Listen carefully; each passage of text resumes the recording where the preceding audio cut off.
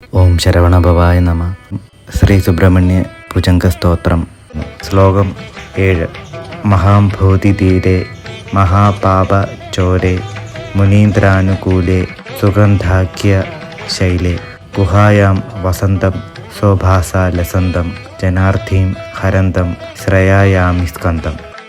അർത്ഥം: മഹാസമുദ്രത്തിൻ്റെ തീരത്തും പാപങ്ങളെ മോഷ്ടിച്ചു കളയുന്ന പുണ്യസ്ഥാനത്തും മഹർഷിമാർക്ക് പ്രിയങ്കരമായ സുഗന്ധശൈലത്തിൽ ഗുഹയിൽ വസിച്ചുകൊണ്ട് സ്വന്തം ദിവ്യ തേജസ്സാൽ പ്രകാശിക്കുകയും ഭക്തരുടെ ദുഃഖങ്ങൾ നീക്കുകയും ചെയ്യുന്ന സ്കന്ദഭഗവാനെ ഞാൻ ശരണം പ്രാപിക്കുന്നു.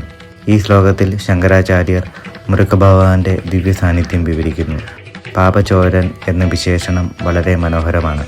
ഒരു കള്ളൻ നമ്മുടെ സമ്പത്ത് മോഷ്ടിക്കുന്നത് പോലെ മുരുകഭഗവാൻ നമ്മുടെ പാപങ്ങളെയും അജ്ഞാനത്തെയും മോഷ്ടിച്ചു കൊണ്ടുപോകുന്നു.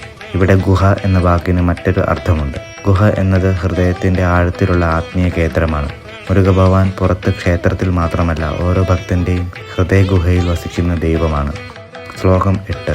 ലസൽസ്വർണഗേഹേ നൃണാം കാമദോഹേ സുമസ്തോമസഞ്ച് ജന്നമാണിക്യ മഞ്ചേ സമുദ്യൽ സഹസ്രാർക്ക തുല്യപ്രകാശം സദാ ഭാവയെ കാർത്തികേയം സുരേശം.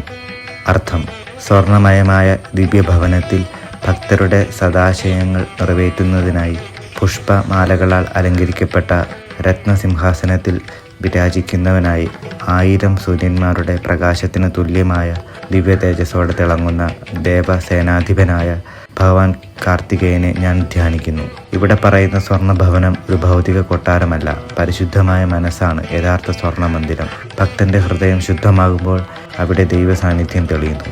1000 സൂര്യന്മാരുടെ പ്രകാശം എന്നത് അജ്ഞാനത്തെ നശിപ്പിക്കുന്ന ജ്ഞാനപ്രകാശത്തെ സൂചിപ്പിക്കുന്നു.